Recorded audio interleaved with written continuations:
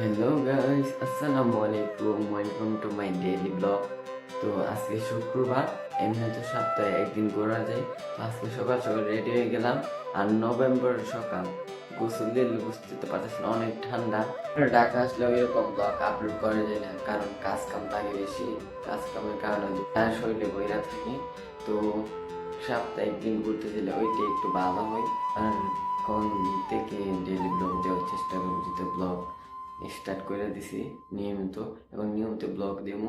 তো আমাদের চ্যানেলটি সবসময় লাইক কমেন্ট সাবস্ক্রাইব করে রাখবেন। আমাদের সাথে দেখেন।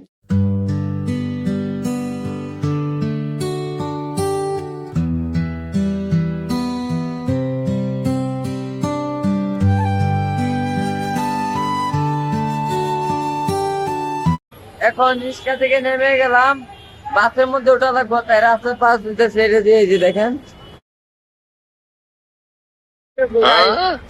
হ্যাঁ, শান্তি দেখা পেট শান্তি, জগৎ শান্তি।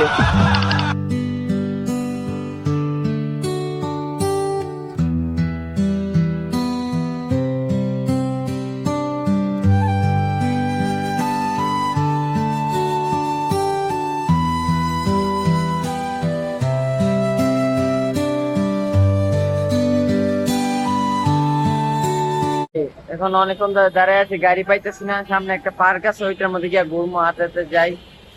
ঘুরলে ভালো হইব। প্রথমে ভাবছিলাম অনেকটা কাছে, কিন্তু এতটাও কাছে না, অনেকটা দূরই। হাঁটতে হাঁটতে আমার পা গুলা ব্যথা হয়ে গেছে সামনে। তো আর একটু সামনে গেলে মনে হয় পার্কের খোঁজ পাইতে পারি। কুত্তাগুলো এমন যাওয়া কামড়াইতেছিল, 1 ঘন্টা পরে বাইরে এড়ে দিচ্ছি, এরপর আমাকে রানাই দিলেন। সাপ পাইতে রয়েছে, কামড় মারবো। ওই যে ডাক্তার ইলা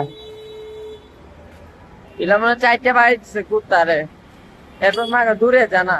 কিছুক্ষণ পার্কের মধ্যে আইসে পড়লাম। এটা পার্ক নাকি কি জানি না, এই যে দেখেন এটা মালিটোলা নাকি কি জানে।